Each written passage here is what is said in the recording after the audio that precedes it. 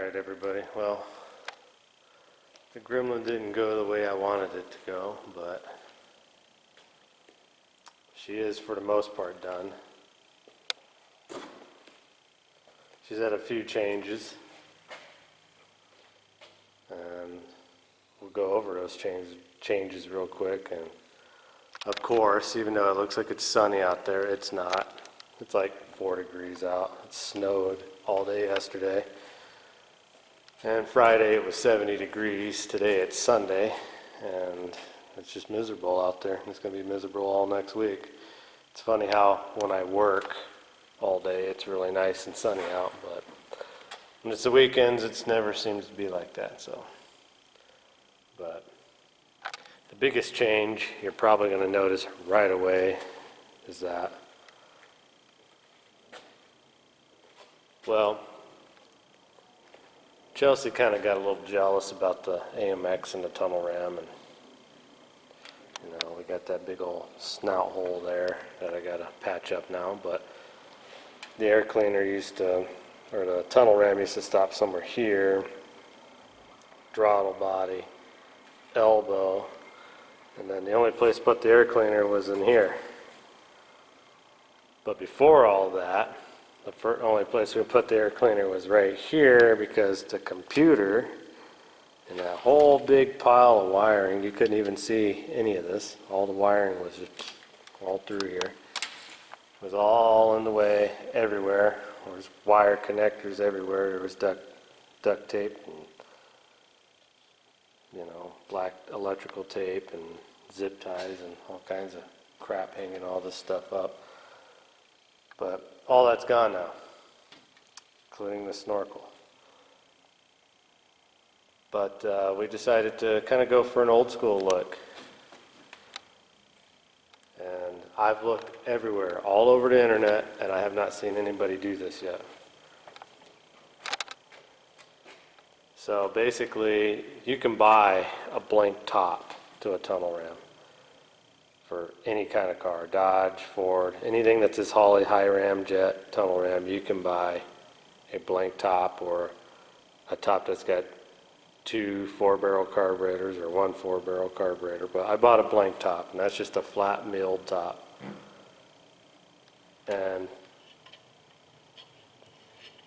basically, we used to run that puny little 78 millimeter throttle body that was adapted down to fit the 4-bolt 102, 104 millimeter opening on the front of that snout.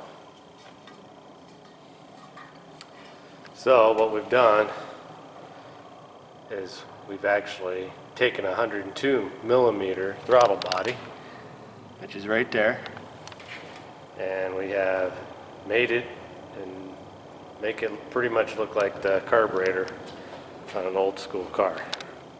And then a 14-inch air cleaner. Now obviously I had to make a special rubber gasket that goes between it and the air cleaner. But all in all, I think it came out pretty good.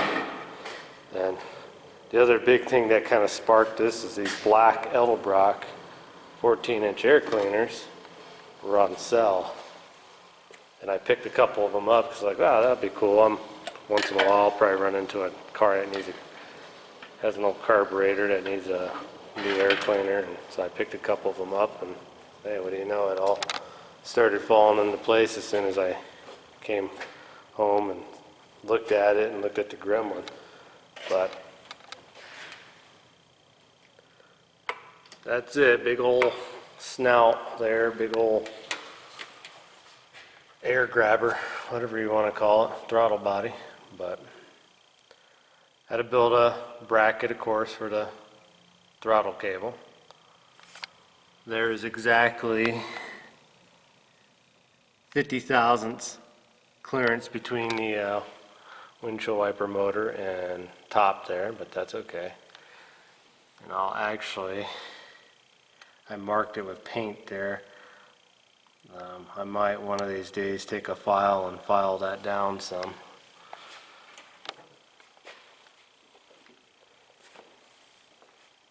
But on this side over here, throttle position sensor. I think that's the IAC, so that would be the intake air control.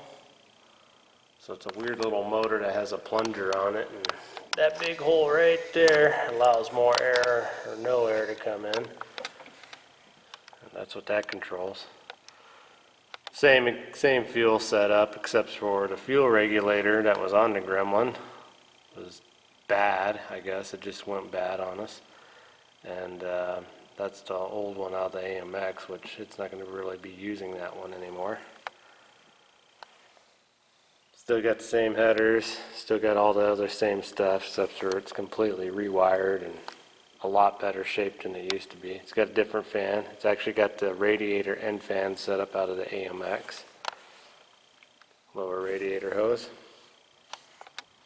So that big giant thing right there is actually where the computer is going to, which I'll show you that in a minute. The other neat thing I've done, which you probably won't be able to see, is I bought a kit that came with all these cool automotive plugs, and they come from, they're like 6 plugs to 1 plug, like that one right there. And the transmission wiring is kind of crunched up in the car. It's a real pain when you're trying to pull the engine and you want the wiring harness out of your way. So the transmission wiring harness is its own little wiring harness now that can be just unplugged. So I can leave the tranny wiring harness in the car when I pull the engine. I can unhook this main computer wiring harness from the engine. And besides, I'd have to unhook these fuel injectors to stay with the engine harness. All the rest of the wiring can literally just stay on the engine and pop the engine out. So that's a big change. And it cleaned up, like I said, the engine compartment in this thing used to be horrible.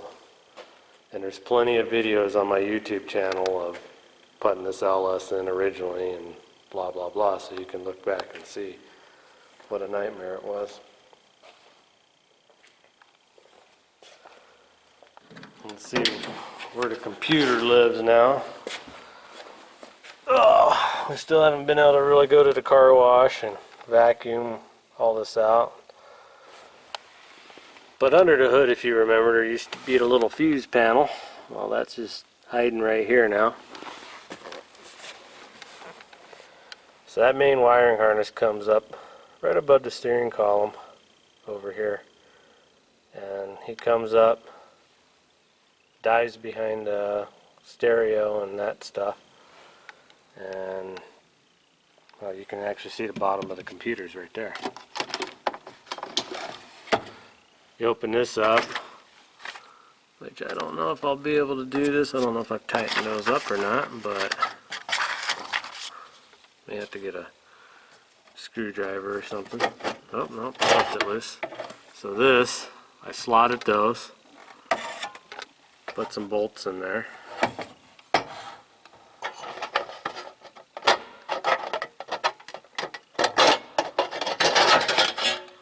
Pull this thing out. And there she is. And there's the computer, the fuel pump relay, transmission relay. All the wiring is right there. And then on the back here, I made myself a diagram so I know what's all aftermarket, what these relays are running, and what the fuses are running over there. So it does sacrifice your glove box. However, the glove box in this car was kind of rotten and didn't really hold anything anyways, which, come on, let's focus here. There we go. But I haven't taken this out in a while. There we go. And that just kind of sits in there. And in the perfect world, of course, guy's going to have to tighten all these screws down. Once he gets this all in there, have to put it down. It's kind of a two-hander job. There we go. There we go. So, put my spare fuses, registration, and our window paint pen, so when Chelsea's racing, she can graffiti her car. And I need to adjust this because I had it all apart, but stays shut for the most part. But yeah, that's pretty much all the new fancy stuff other than the exhaust. She decided the old Flowmasters were too quiet on it, because you could barely even hear the car run. So I'm not 100% done with the exhaust on this car yet. I just wanted to get it up and running and everything, so I just kind of threw them on there. They don't leak or anything like that, but I gotta finish out my tailpipes. I got real lazy at the end there and didn't want to go look for a bunch of exhaust parts, so they're just right there for now. I'll have to bring them out and zip them out right here where I used to have them.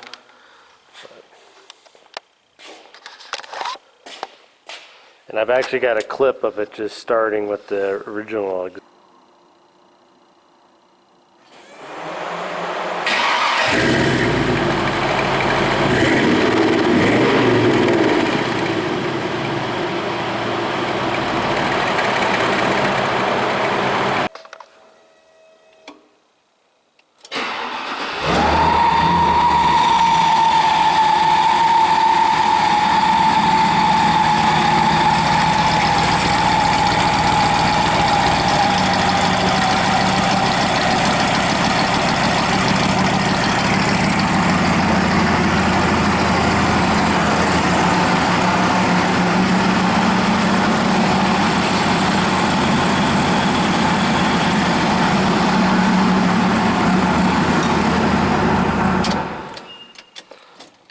Now that really loud whistling noise, if this picked this up or not, that's that little motor I was talking about, that IAC. It's such a small hole right there on such a big throttle body, it makes a whistling noise, and a lot of people complain about it on the internet. And this one only does it for the first few seconds that it's running. Let's get this to focus again. Might be about time for a new camera. I've been having problems with this old camera. I've had it for a couple of years now. But yeah, I wish I could take us for a ride, and I wish it was nice enough to actually go outside and do a walk around with it. But like I said, it's really freezing cold outside, and don't you love the amount of water it sprays out of the exhaust? And that's just from starting it that much. And yes, she's still driving around on the original AMX Mickey Thompson Road Slicks. And then we've decided to continue making motor mounts just in case anybody was wondering about that. So that's the latest batch that's got to go out here the next couple of days. But all right, well anyways, I appreciate everybody who watches this video, and we'll get another video out here soon, so stay tuned until you see that one. Thanks for watching.